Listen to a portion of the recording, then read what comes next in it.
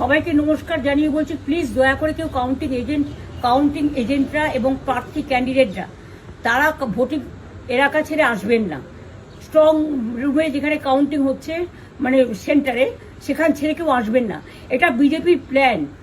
প্রথম 2-3 রাউন্ডে আমি কালকে থেকেই বলছি যে ওদেরগুলো আগে দেখাবে, আমাদেরগুলো পরে দেখাবে।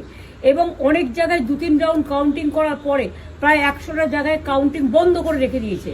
এবং কল্যাণীতে ধরা পড়েছে 7টা মেশিন, যেখানে কোনো মিল নেই। এটা টোটাল ফোর্সফুলি সেন্ট্রাল ফোর্সকে দিয়ে চারিদিকে তৃণমূল কংগ্রেসের উপর অত্যাচার করছে, অফিস ভাঙছে, জোর করে দখল করছে।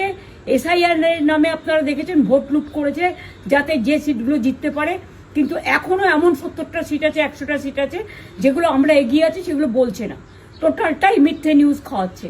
আগে ডিআইসিও এই খবরগুলো দিত, কিন্তু তাকে কালকে চেঞ্জ করে দেওয়া হয়েছে।